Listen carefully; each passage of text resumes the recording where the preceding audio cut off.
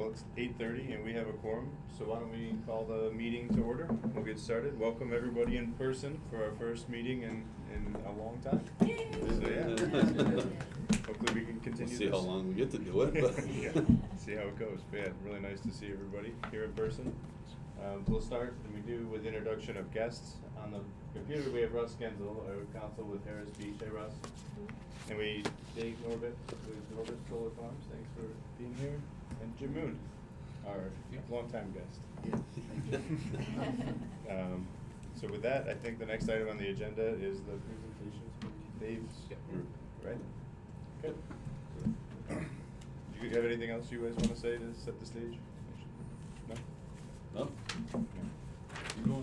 Do you want me to throw that presentation on the If you screen? could, yeah, Yeah. I will, we'll kind of roll through it. I think we've talked about some of the points, as far as, some of the concerns or comments, I think that, we heard the last meeting, the meeting before, 2 meetings ago, we heard some concerns and we kind of, put some points together and just wanna maybe address them, well, especially in person would probably be nicer, that way we can have more dialogue, would be great.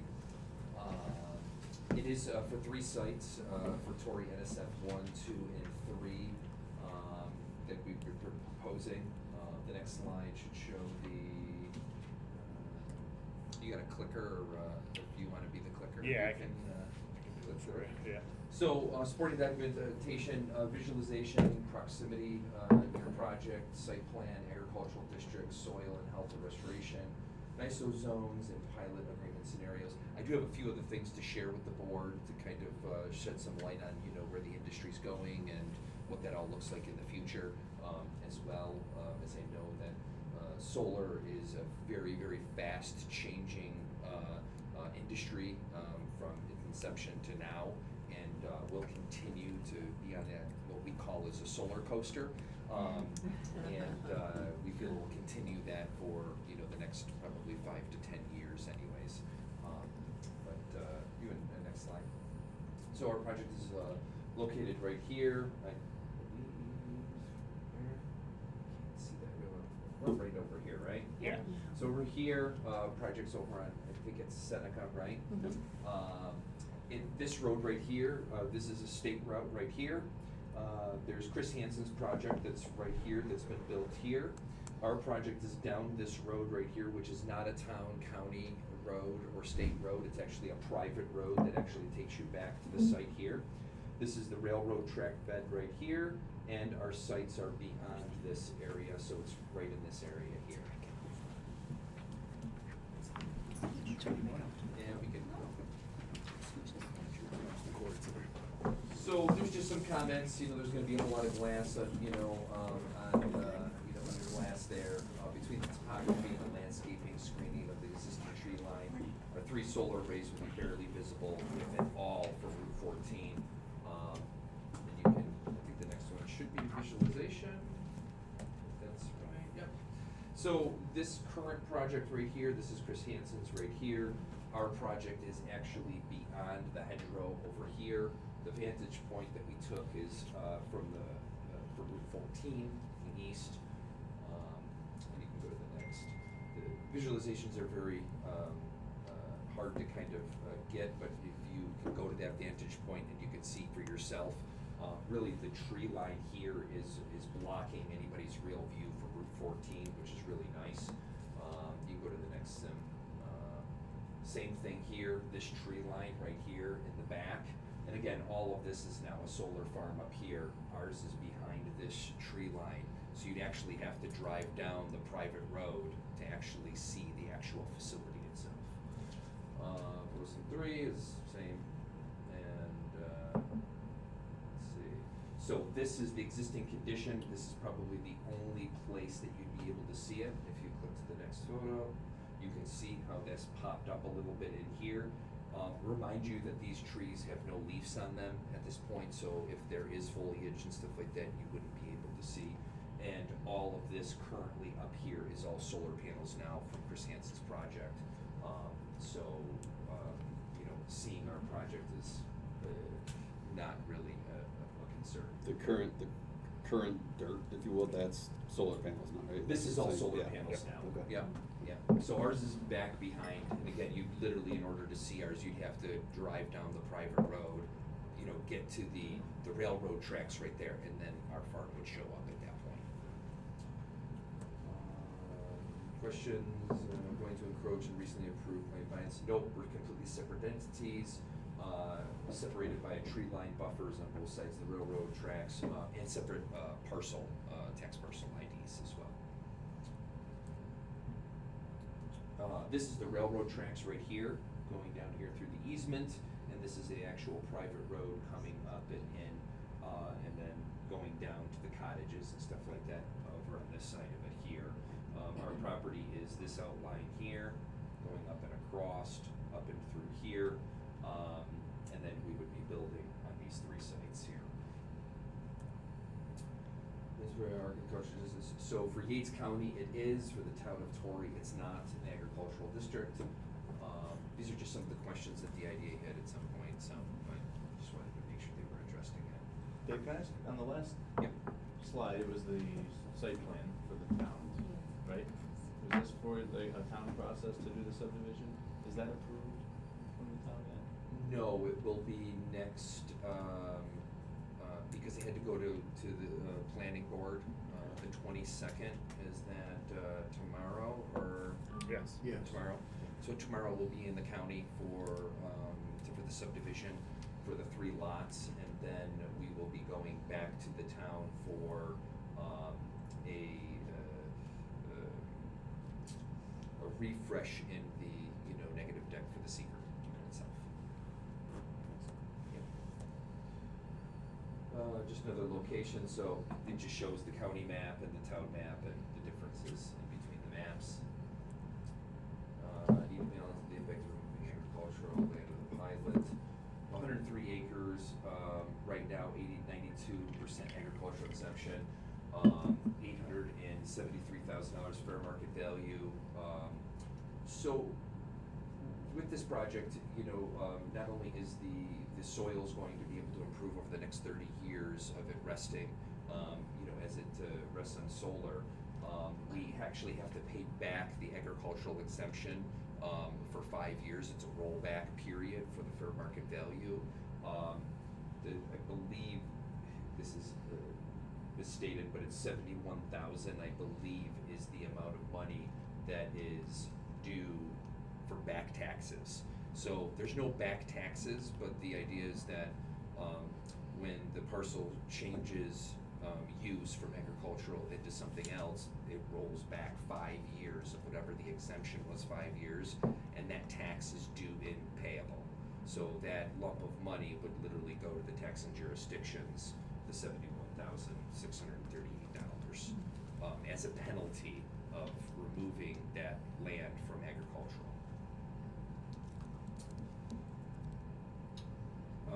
Current state of the parcel, so long periods of helping grow a side crop farm to restore organic matter.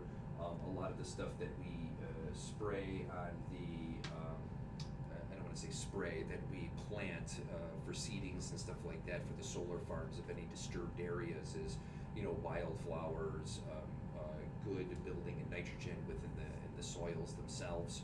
So over the time, that soil is just replenishing itself to a much better state, versus right now we've got 52 or 53.2 of poorly drained soil on the actual property itself.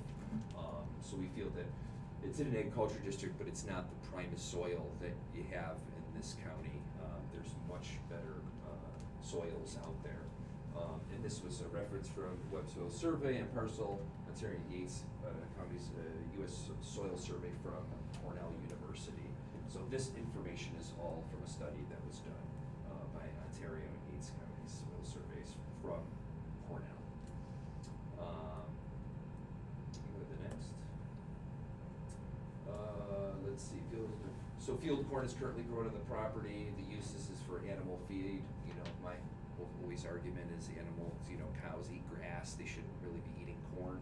I know that farmers, you know, can argue points accordingly, but by nature, the animal does eat grass. That's what it's supposed to eat. It does make chips and flour flakes, but runoff contributes to 40% of nitrogen pollution and hurts aquatic life. So we feel that this piece of land is good for solar because of the location of it being off the road and having no visibility from the State Route 14, as well as it being so close to the lake itself and being able to rejuvenate that soil and just letting it rest for a while.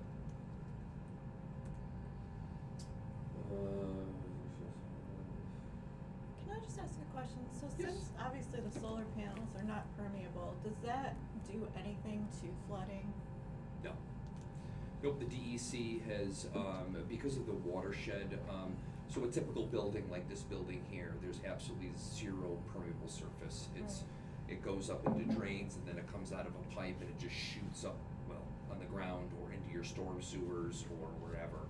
With solar panels, because of the portraits that they're in, they're about, let's call it 3 foot by 4 foot. So it's a 3 foot by 4 foot area, but this edge is open on every edge. It's open on all the panels.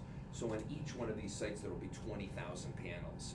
But out of the 20,000 panels, you have 60,000 edges, 80,000 edges, 80,000. 80,000 areas for the water to really drip through and go right under the ground. So the DEC has, I don't have it in here, but the DEC does have the guidance for solar and talks about like retention and water retention and how it's unnecessary and unneeded because it's really falling on the same ground. It's just, it's slowing it down from hitting that and then dropping to the ground and absorbing at that point. So the versus funneling. spacing, does that have anything to do with it? How far apart each panel is spaced from each other? Or is it just by nature of the fact that there's any gap in between them? It's really both. So Okay. most people actually don't know this, but in between the rows of solar panels, you're talking about anywhere from 12 to 16 feet. Okay. So you can literally drive cars in between the rows of panels. In some areas, we have sheep that come and graze. I always tell everyone that it's not a perfect system. You still have to mow. The sheep do not eat everything. They kind of pick and choose what they want. So you still have to mow. It's not, carbon completely free. They got a truck in the sheep and everything. But the watershed itself is staying in there. So if the panels are taking up, 12 feet here, not only is the ground underneath the panels completely open, but so is the 16 feet in front of the strip. So the water's just continuing to retain on the property. Great. That's one of the main reasons why the DEC does not require any detention or retention ponds on these type of projects because the water is really staying on site. It's being absorbed into the property, which is, a benefit. Thank you. Yes. So you talked about having the soil rest and rejuvenate, which makes sense. So is there then an exit strategy in 30 years for these solar panels? 100%. Okay. Yep. So there's two exit strategies. Well, I guess they're combined, you'd say. The exit strategy for us is, so we're owners of the land. So I actually own a farm in Monroe County. We have about 130 acres in Monroe County, bees and maple syrup and pumpkins and, we have a greenhouse and everything like that. So this was one of the way that we could become more green and to expand our footprints for farmland. So the idea is that we're really buying this, and I know it's very future and far looking, but it is. It's farmland. We've got over 1,000 acres right now that we currently own, and about 3,000 under contract. So it's really about expanding farm operations, but in the future, we feel that will be very valuable in the future rather than now. We feel like a lot of the farms that we're purchasing, the soils are really depleted. There's nothing left on these things, and mainly because the farmers before just kept taking from the land and taking and never really giving back. And you know what that does to soils? It just robs them completely. So then in 30 years, you'll start rotating the solar panels to other pieces of land that have been stripped and farm these? So the idea is that the hope and the idea is that this will always be a solar power generation facility here, that it won't ever go away. It will be kind of a permanent fixture here. So there's what I'd say is a fallacy that, that solar panels kind of like evaporate in 20 years or something bad happens to them. Nothing bad happens to solar panels in 20 years. It still has 80% of its full life in 20 years. So I say, your car, you get brand new tires in your car, you drive them for, 20%, 80% is still left. You're not gonna go and get new tires. You're still going to continue. Now you might get a flat tire and you gotta plug that hole or something like that. Same thing with the solar facility. So we call it as repower. So as the systems are this big, the efficiency has literally doubled in like 5 years. So if you continue that trend of doubling, the system that's now this big, on the time of repower, the system will be literally about a quarter of the size and still be producing the same amount of electricity with all of the land now available for resources. So it's a multi-phase, Right, so step. you don't produce 4 times the amount of power, you have a quarter of the footprint and produce the same amount of power, Right. and then start farming the regenerated soil. Exactly. We can't generate any more power because the grid itself can't take the power. The only way they could take the power is if they literally restring all of the distribution circuits and literally rip down the substation and rebuild it to actually take more power. Got It can't take any more power, so if we were to have more efficiency, we just can't add more powerful panels. It doesn't work like that. Okay, thank you, that was very helpful. Yep. Sorry, I'm It's the only okay. newbie to on this. No, it's, No questions, and Yeah. it's new and It's fascinating. yeah, it's something that's moving fast. Idea question, is there any difference in between A and F lines, higher meter compensation in Yates County? The only utility that's serving this area is NYSEG, and it's Zone C, which is the lowest feeder compensation of all of state New York. So there should be a chart in, maybe it's the next slide? Okay, maybe not that one. This one, okay, great. Can you just go back to the other one real Yep. quick so I can, so Yates County, we're right here. And these are the different zones for electric service. So these are the different zones for electric service. This is grid, this is grid and a little bit of RG&E. This is all of RG&E, these 2 green ones. This is NYSEG C, E, D, F, and G. So if you go to the next slide, power is very, very cheap in Zone D. It's the cheapest in all of New York State, and it's extremely expensive in Zone A. I don't know the answer to that, and it seems a little backwards to me because Niagara Falls is closer to Zone A. So I don't understand why, but this is not my pricing, this is the utility. This is National Grid's compensation, RG&E, NYSEG, National Grid. You can see it jumps around a little bit, but it's the second lowest compensation feeder in all of New York State, which is good for here because it means that you have cheap power, which is good. Bad news is that our compensation value of what we're getting versus what we're paying to build the project.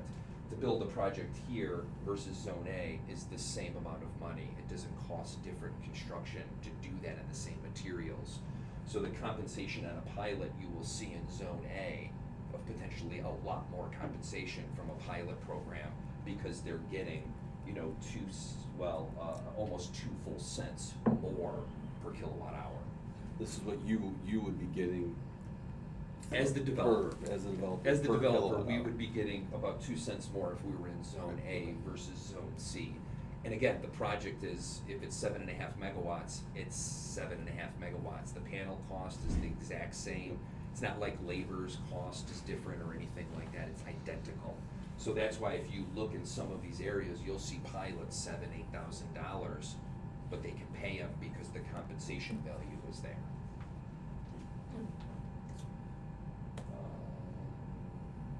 So pilot arrangement scenarios, let's see, we're going to go with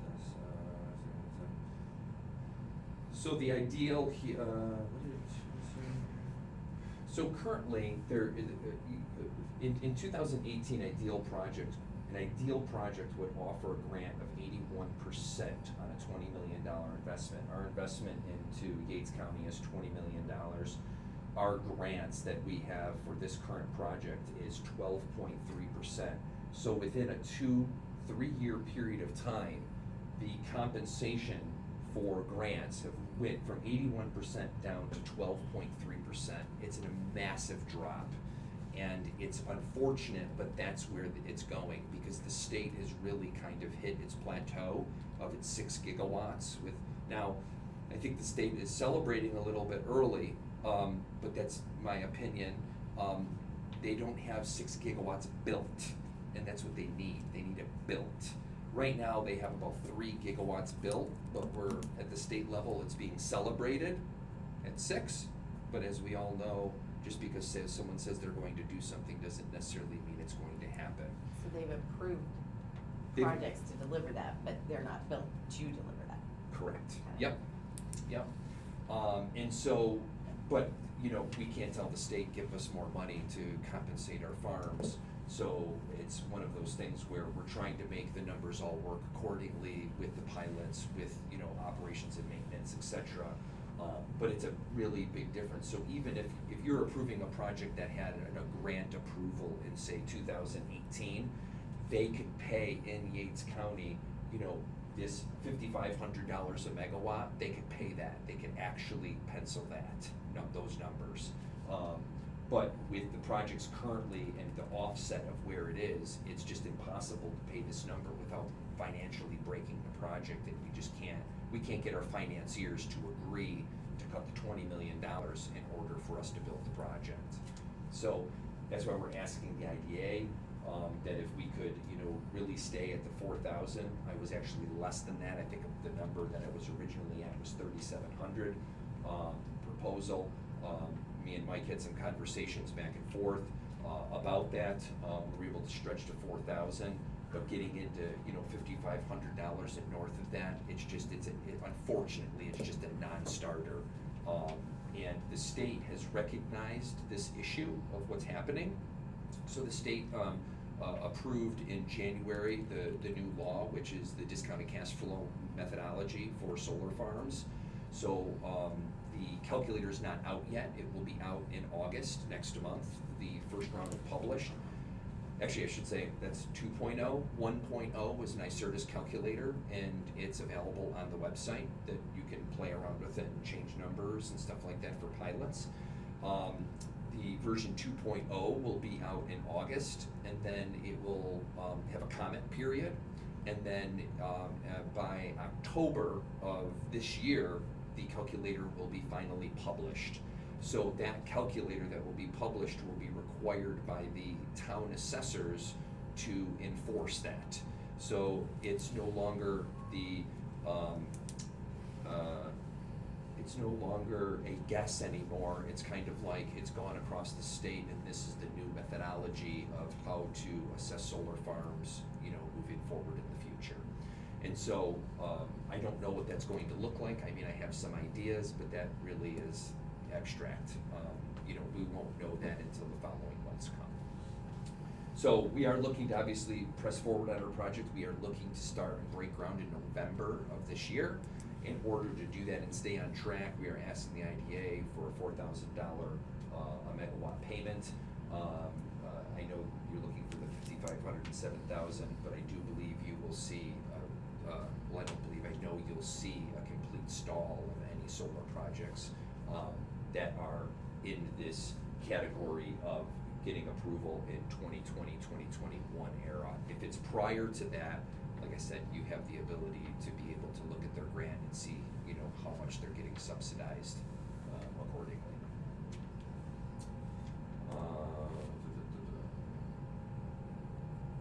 These are the two. These are two projects that the IDA has already approved. I believe, yep, first quarter of 2021. Norbut's value right here is $2.4 million. It would be for site 1, 2, and 3.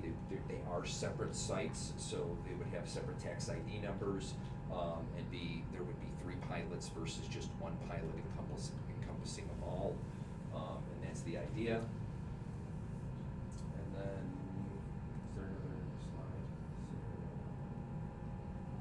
So this is as is field crops, over 30 years is $51,900 for taxable income. With our pilot would be 2.4 million, which would be an upside revenue of $2.382 million. So it's quite substantial investment. And I always say, just remind everybody, this is on a private road. It's not on a state, a county, or a town road, so there's no maintenance that the town would have to pay. There's no kids using the school systems.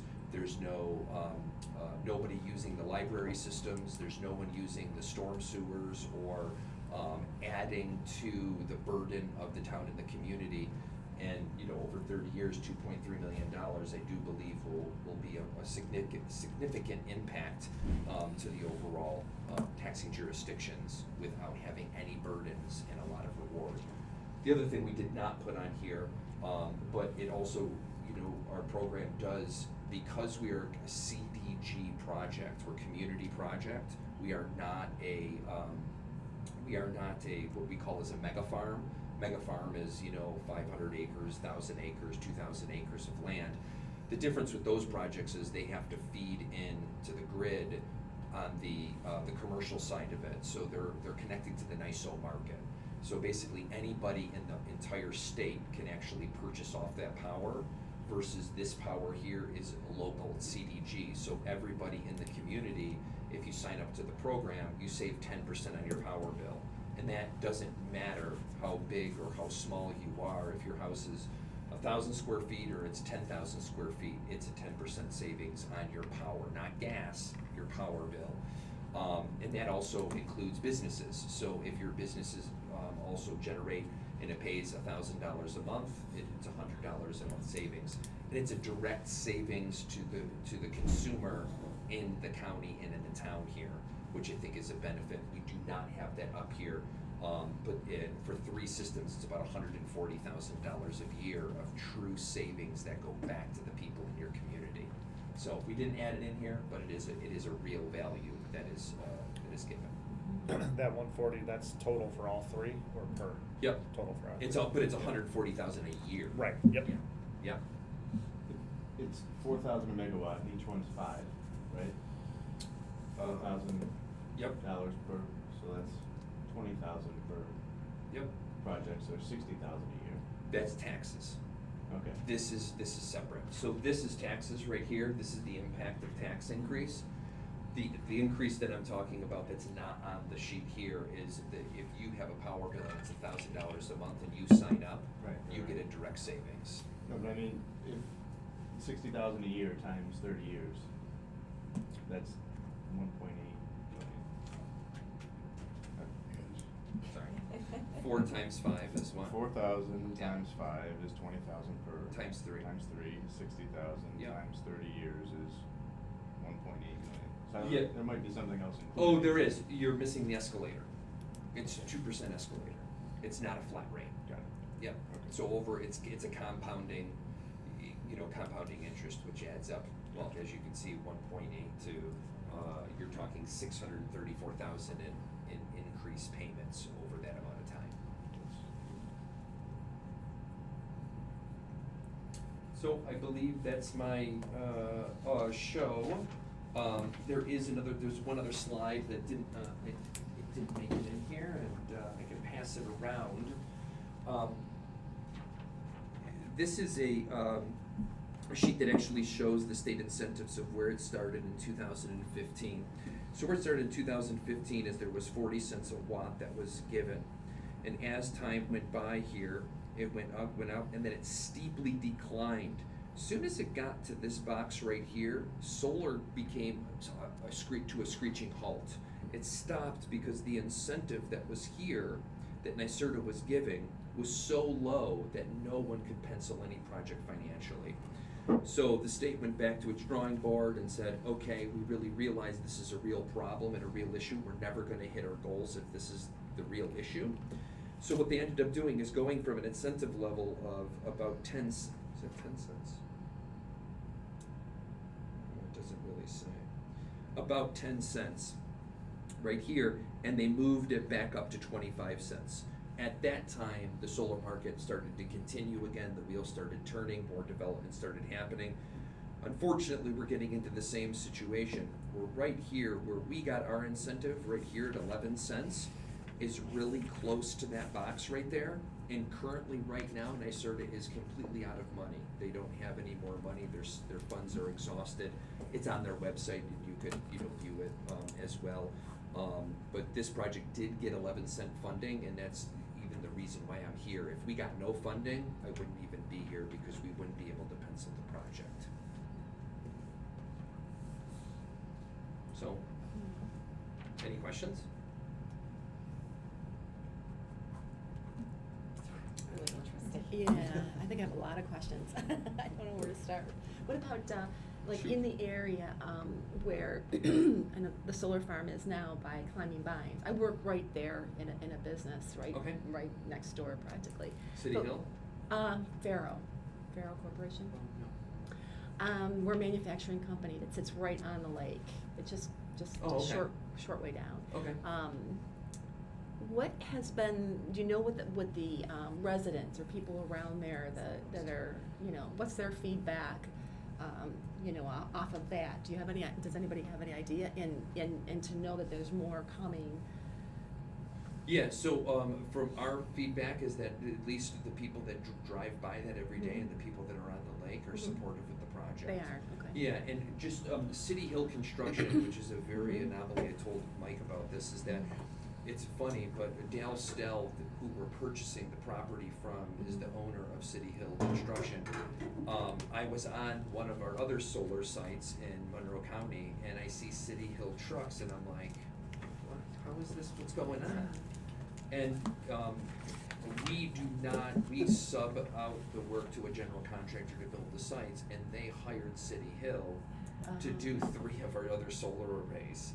So City Hill is actually doing work outside this county on other solar projects of ours already. They're actually on site today on another one of our solar projects. So it's just a small little world, but obviously Dale, who owns the sand pit or gravel pit, sand pit in the back, Mhm. obviously is supportive of the project. I've talked to the other Hansen brother, and he's, was for the project as well because he's right there in the corner. And really a lot of the others you're never gonna, well, there was one person who came out and they did not like the project, which was Paula next door that has 100 and some acres there, and she did come out and say that she did not want the project. I didn't understand it because the next door project was much more significantly impacted her versus our project, which is way, it's behind 2 massive hedgerows. Mhm. And we intend to keep the hedgerows. We're not looking to tear them down. So I don't know what the politics there is, but something is, I don't know. Okay.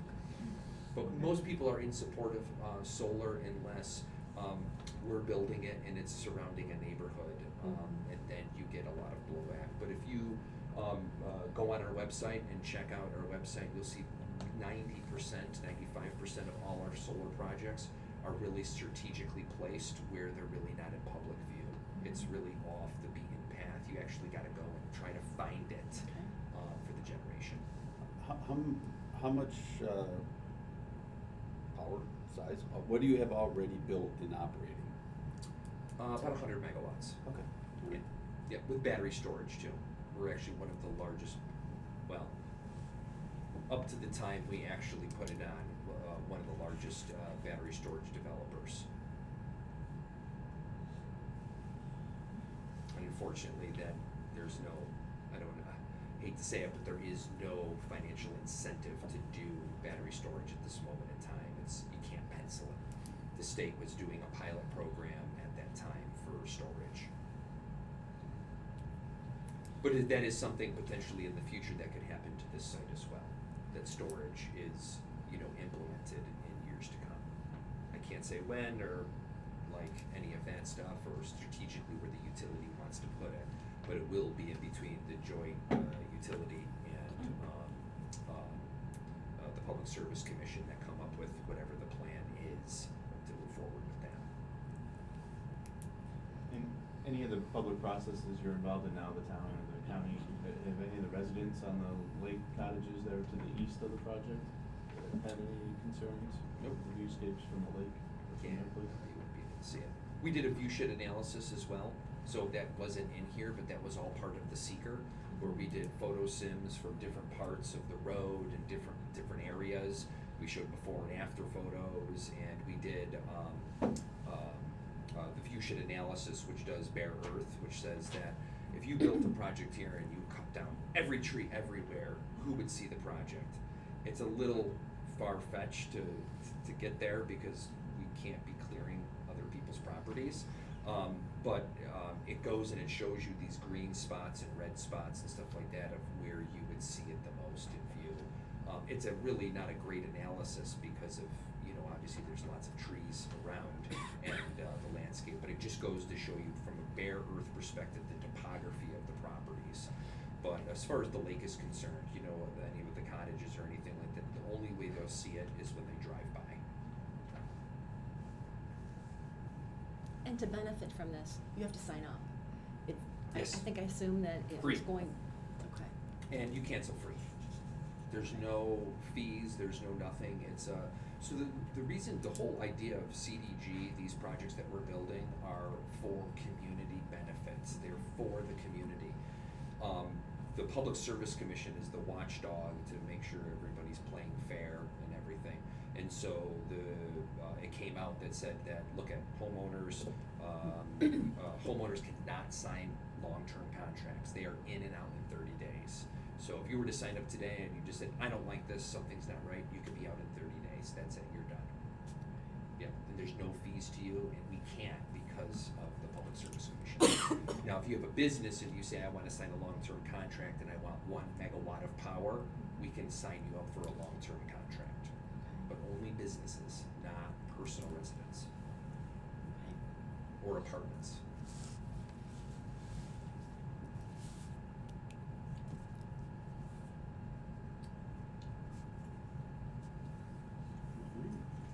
Any other questions? Good, thank you. Yeah, thank you for being here. Yeah, Appreciate it. very Well, interesting, thank you.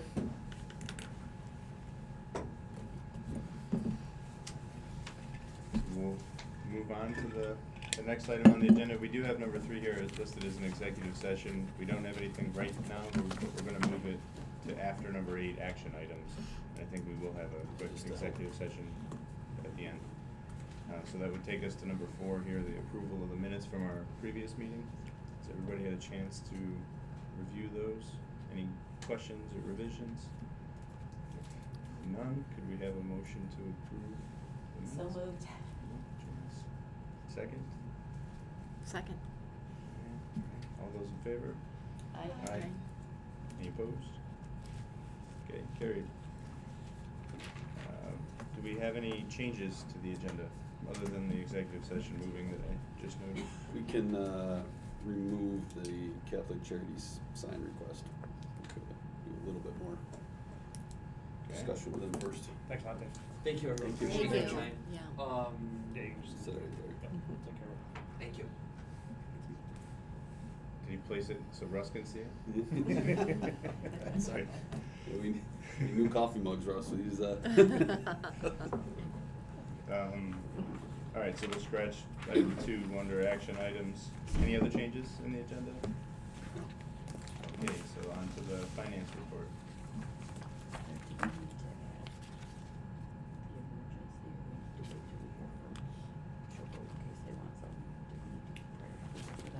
There. No, we can talk about it. I'm sorry. No, we can. Okay. we're good. All right. Sorry. Finance report. No new finance report? Oh, yep. We were talking about something, I'm sorry. Total checks today is $42,385.46. Consist of number 5608 to 5634 and E55 to E57, which is payroll and New York State retirement. No, there wasn't anything out of the ordinary, I don't believe. And I don't know if anybody had any questions. The results continue to track favorably to budget. We're having a good year so far. Any major major changes there, or at least I don't see any major changes that we have budgeted. No, Any adverse changes? no. Thank you for sending out the check detail ahead of time. It's good to have a chance to look through that. Does anybody have any questions or comments on the finance report? All right, then we would entertain a motion to approve the payment of the checks. So moved, Sweeney. Second. Second, Janice. All right, all those in favor? Aye. Aye. Any opposed? Okay, carried.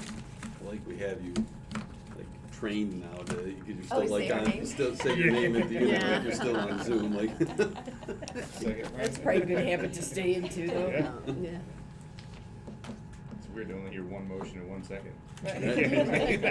Ready for that? All in. And no echo. All right, on to the status reports. Who wants to lead us off? I don't have anything new. Only thing I'll add, the former Penny Inn Retail Council has kind of rebranded themselves to the Downtown Business Council. Started meeting again. They're actually meeting every Wednesday now to keep momentum going.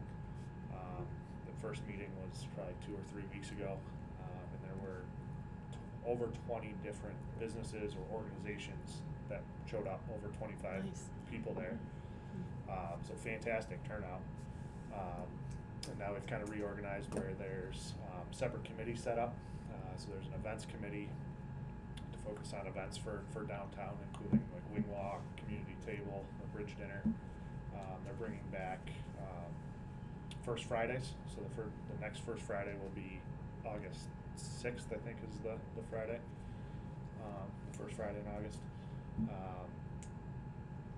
Retail shops will stay open until like 8 o'clock at night, bring in some music or some other activities just to bring more people downtown, help our retailers. Maps Committee is developing a Penny Inn map to make available to the public, featuring on kind of main spots on Main Street, have a list of every business and restaurant down there. And then a little bit of expansion outwards to show, okay, if you want to get to some wineries, you can go this way, et cetera. But it will be predominantly Penny Inn focused map.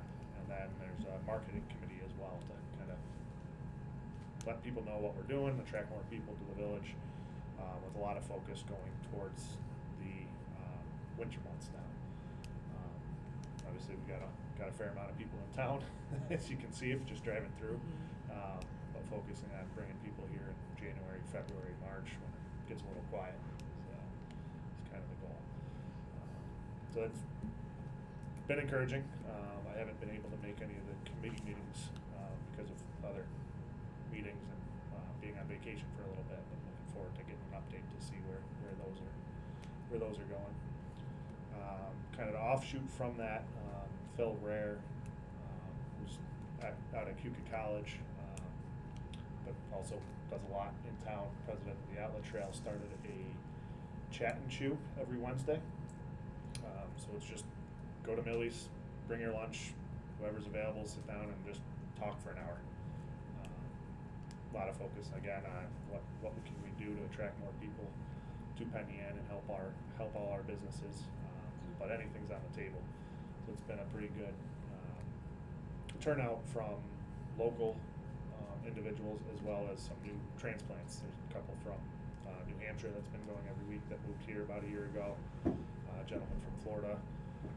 So it's cool to see the mix of both some newbies and locals interacting and just talking about town. How is it advertised? They just created a Facebook group, so they're putting it out there. It's been kind of word of mouth to start. I think they've had three or four meetings.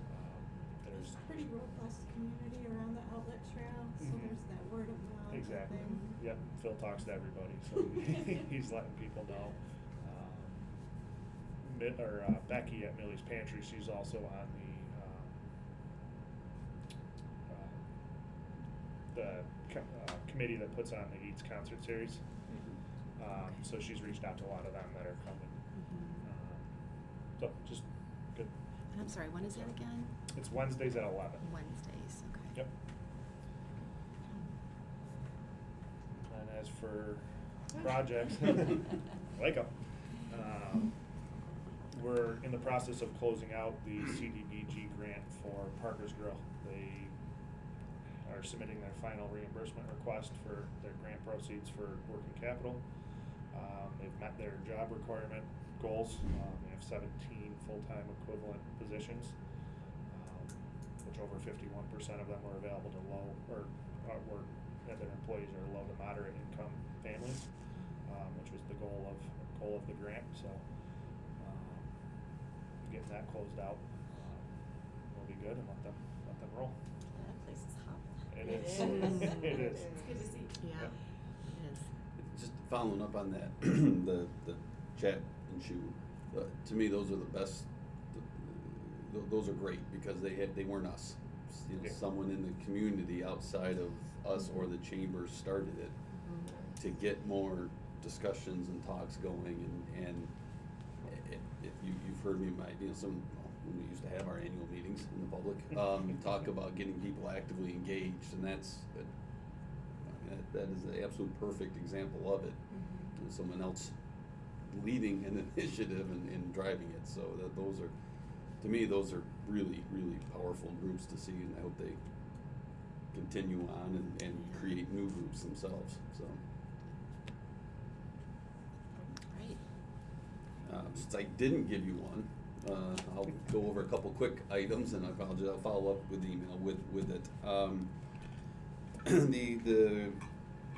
guess the main talking points to see if the regional councils are full bore again. For those new to the committee, those are the governor's annual economic development groups, as each region create their own strategy, and then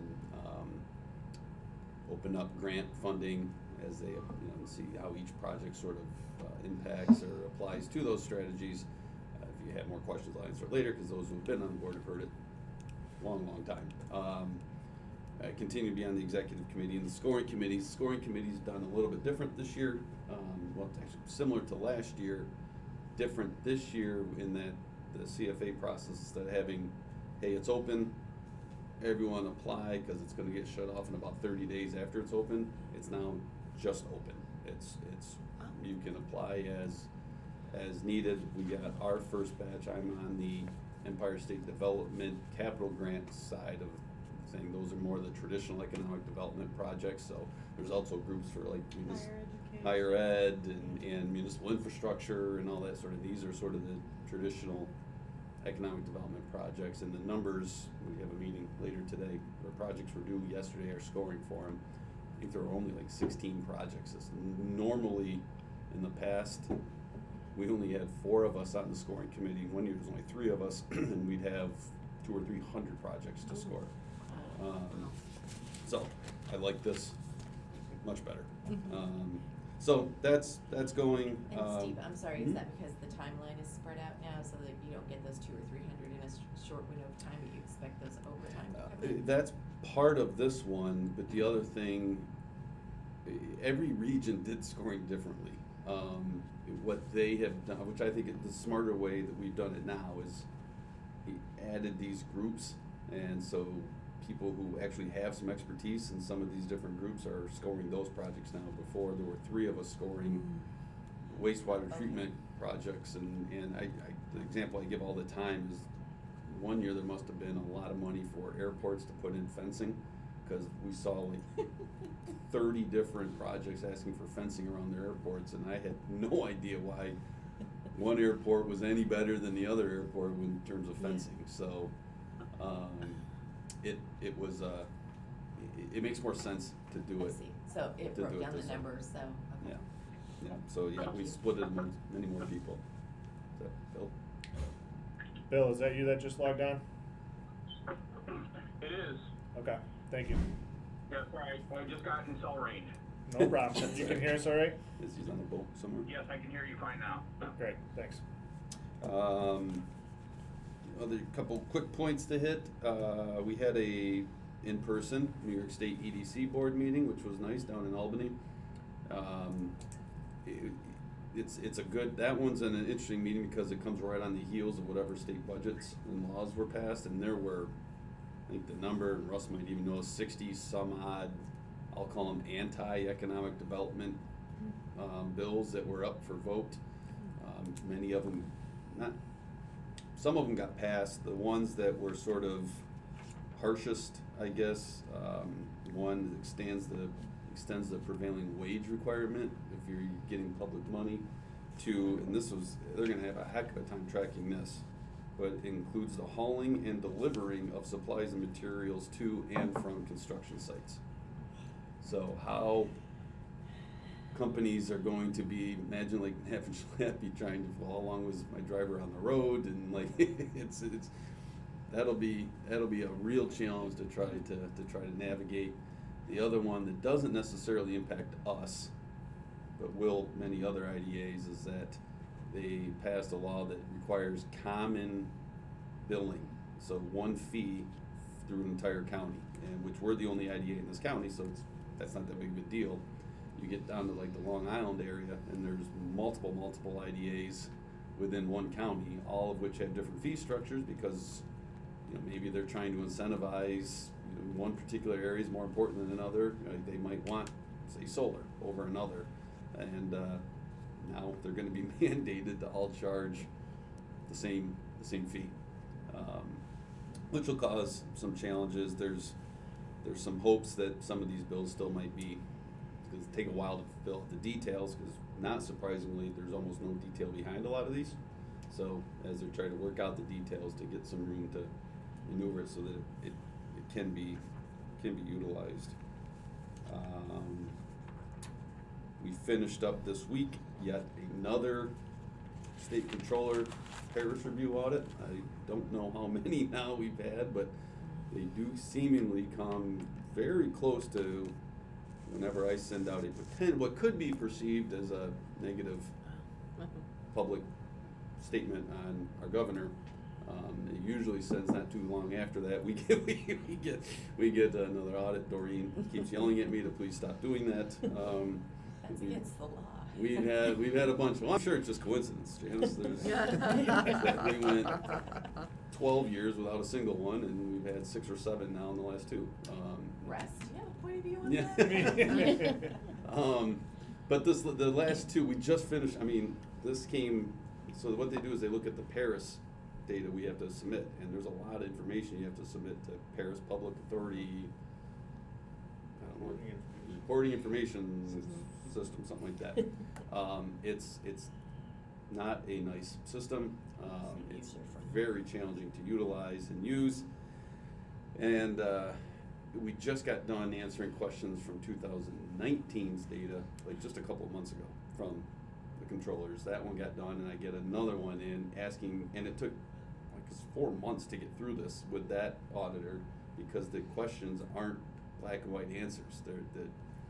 And I'm always clear with them, like, look, I actually don't mind controller reviews. I don't. You ask the right questions. You ask questions that should be answered, and you actually listen to the answers and why we did what we did.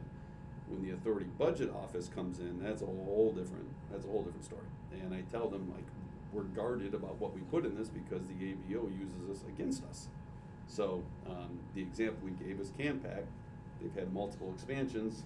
They want us, the controller at, this is going to be so far in the weeds here on you. The controller's office reviews total jobs, the total jobs category at the end. So we start off pre-project, what's your employment total?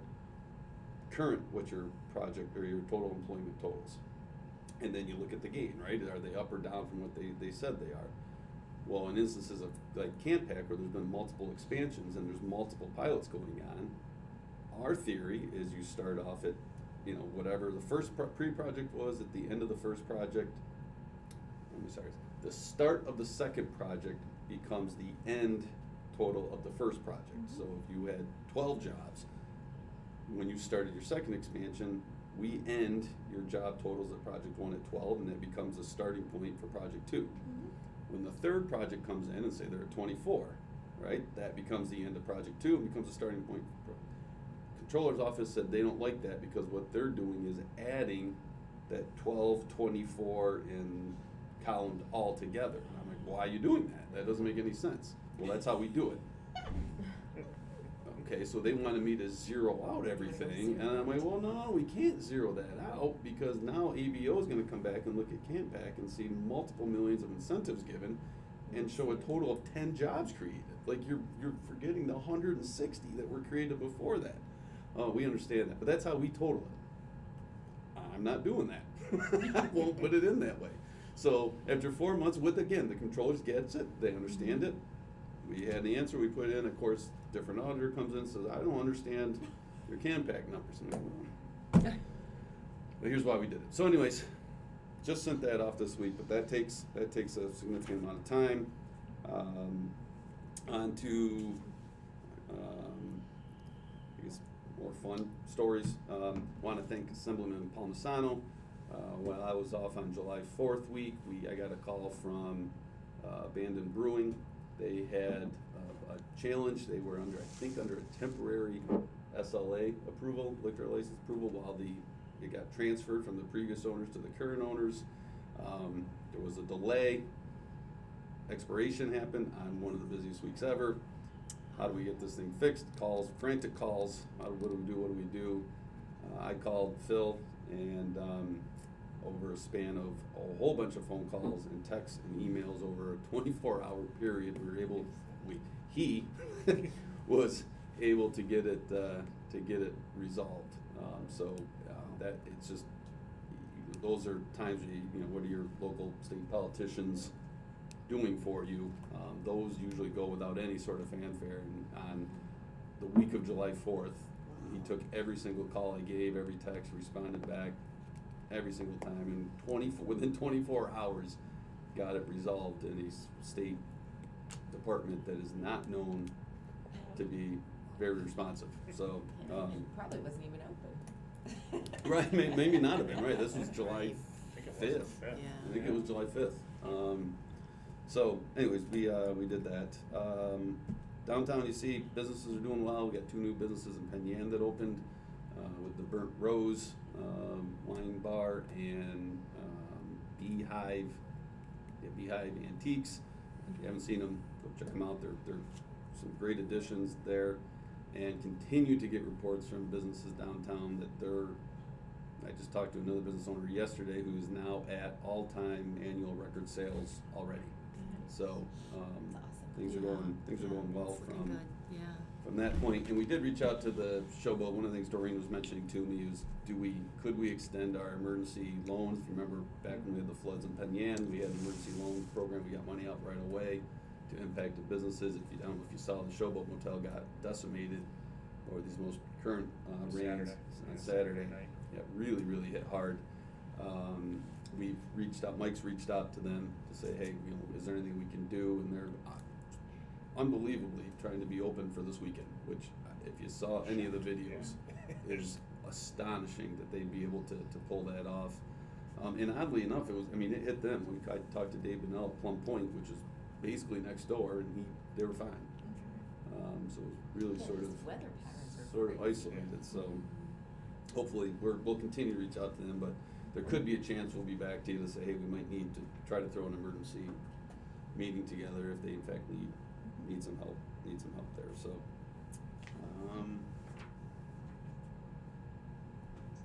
that's it.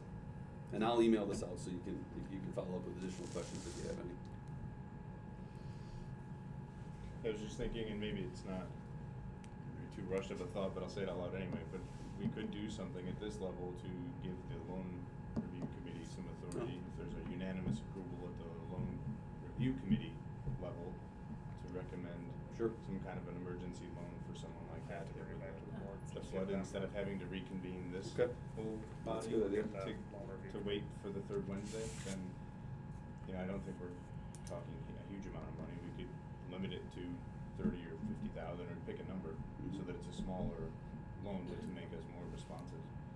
What people think about something like that. But they were back 14. I think the most we set the limit at 50. 50. 50. Okay. That's what I remember. Alright. I wasn't. And for, just as a reminder, I don't think many of us were on the board, I wasn't on the board at that time, but the loan review committee, there still was a credit review Yep. to make sure that there was some repayment ability, but it was all done much much quicker to be responsive, to get money in the hands of the businesses that had those devastating floods, and it was We had, 300 and some Yeah, we had Used a dollars. smaller application. 300,000 approved and dispersed within a week. Yeah, it was That's awesome. Yeah. a really great accomplishment for the organization to be able to be that responsive at that time. I don't know if this would need to be that thing, but it could be a regular loan made Sure. through. Yeah, and the emergency loans, for what it was worth, they were 0 interest. And just get the money out to them and let them pay back over a period of. I think we had a 90-day no payments or something to Yeah. start to give them a chance to rebuild and We get gave them open 5 and- years to Give them get it repaid. 0%. Yeah. Steve, I just had a quick question on your, Yep. do you have the, person who helped with the abandoned brewery in the note that you're Mhm. gonna send to us? Okay. I was just gonna suggest if we all send an email or whatever, No, just to right. say thank you and, Was Phil Thomas on Yeah. yeah, just Yeah. that acknowledgement, right? Because they are, in this case, in Ensling here, usually publicly they're just bashed, but at least we Mhm. could Yeah, that's do a our great part idea. in Yeah. saying thank you, so that Mhm. next time Steve has to call. Yeah. They're also answering. I'll add his right? email So address to it too. That would be great, thank Mhm. you. Good suggestion. Mhm.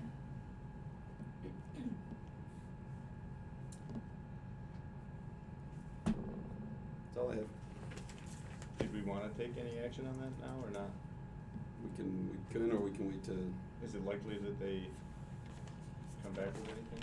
So I talked to the, there's 2 owners, or brother-in-laws. The one wasn't as much of, he wasn't as hands-on, so he said he was gonna refer it to Mark, who was, pass the message along, and if he'd follow up if there was anything additional needed, so. We can add it under an action item. We can Yeah. add it to the agenda just so it's. Might as well. And then Yeah, I don't think it hurts to do that, it may never come back to. Might not need it, but if it is needed, then we can respond Speeds quicker. up the process. Okay, okay. My guess is the price still evaluating maybe, or Yeah. just getting it in Sure, and getting it yeah, done and just worry getting about it it later, absolutely yeah. Can't get people in there, but there might be Waiting stuff on that needs insurance to be and all done that long other stuff, term. yeah. It's foundation challenges. Any other updates or action, or any other, management report items? Alright, so then we will move on to action items. We have the first one here as account signers. Yeah, I think what we were talking about here, we had, Mike and I, is the ability to sign checks while we weren't able to meet in person. We can now meet in person. We wanted to bring up the idea anyways of, similar to some of our contracts, that we could still sign if, under emergency status if needed, if we couldn't find board members, as a potential amendment to those emergency signing approvals. We haven't had that in the past, for what it's worth. It's been, we need 2 signers on the checks and it's gotta be 2 members of the board, so. Either way is fine, I'm not overly trying to push this, but, I know it's been more handy when we need to get a check out to have us sign if we can't. If we couldn't find you, that's. Some of the thought process on it was if numbers start going back up and we do have to go remote again in the fall or winter, and then we're in a position where we don't have to bring it back to the board to get approval for us to sign, but we're just kinda there in case of an emergency. It's not that big of a deal either way, but.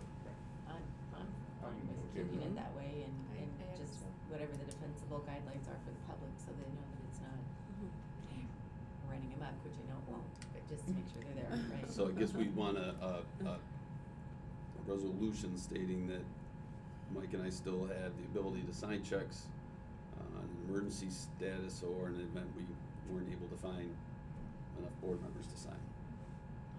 Yeah, and the resolution probably should state who the other authorized signers are, board members are, if you're gonna be using this to update It's usually 2 signers at the banks, they're gonna want the resolution to say, yeah, it's usually 2 of the officers, okay. any 2 of the officers on the board. Which are. Which ones? Which, Who do you want? Brian, Janice, Serene, Kim, and it would be Mary Ann. Cause we have 5 officers, right? Yeah, So it'd be any 2? any Any 2. two. Historic historically, has it been, who has it been, the chair and the treasurer, or has it been? Whoever's available at the board meeting when we meet. Generally the Who's got the treasurer. time to do it at the I think board? most of the time we see, usually you see Be the the chairman treasurers. and, treasurer, usually. Does that sound reasonable to do? Sure. So it'd be the chair, the treasurer, and then Steve and Mike authorized with the kind of Okay. emergency or, as you had said, emergency status, or if other members aren't available, to add them in, and to have that be the way it is going forward. I don't know, should be time bound at some point? Do we that's normally an annual reorganization Mhm. item, so until the annual meeting, have that passed that way for now, and it could be revised at a later date. Sure. Yeah, you can change it anytime you want to. So And I that, think it's good to have it on a, so it gets revisited and somebody doesn't go, oh, someone's supposed to sign and they're no longer here. You Not that that ever can make happens this at work. through the end of the year and then revisit it in January, see where we're at with meeting and all that. Sure. You could leave it the way it is till the end of the year. I think it should be that way till the end of the year, and if we need it to change, we can Okay. do that. So I'm adding Serene and you to the accounts to sign, correct, till the end of the year? Okay, and Steve and Mike, okay. Probably need We would need, so We that's need the a motion resolution and through a the second. end of the year to have those Yep. authorized signers. So moved. Second. Who seconded that? Oh, wait, it was Amy. All those in favor? Aye. Aye. Any opposed? Carried.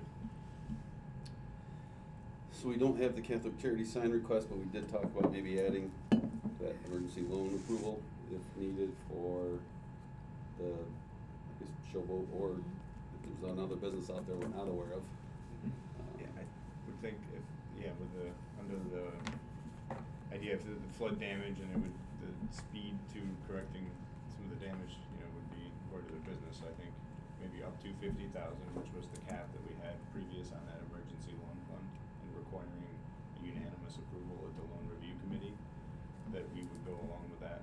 We wouldn't need to reconvene this board to formally approve. We'd accept that approval at the loan review committee level, up to 50,000 until our next board meeting. Right?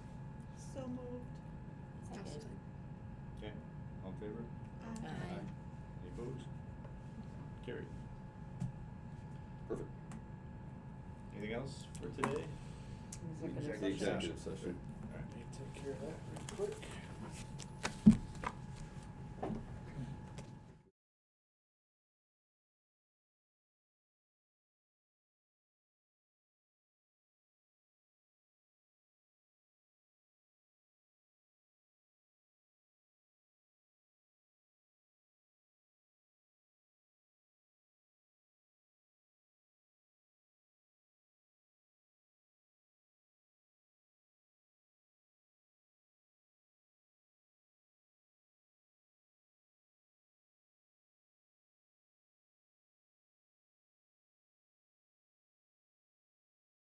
Real quick. That is good.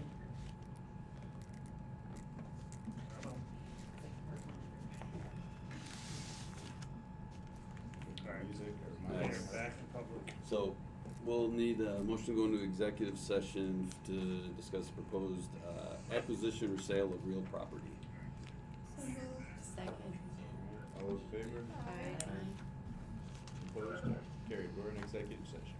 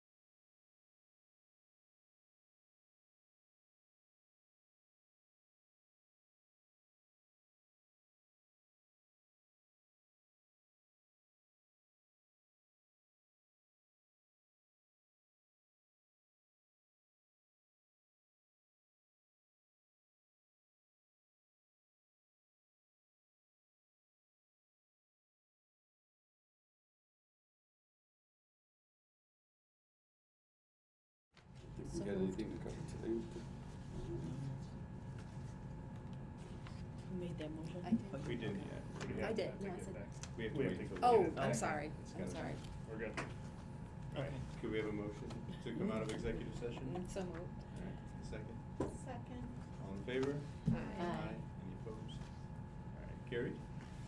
Our next meeting is August 18th, the third Wednesday of the month, and at this point, we plan to be here in person unless we hear otherwise. So, We need a motion to adjourn, too. see you all then. We have a motion to adjourn? So moved. Amy? Second. He's kicking you out. Yeah. Hurry up, Brian. Yeah. All in favor? Aye.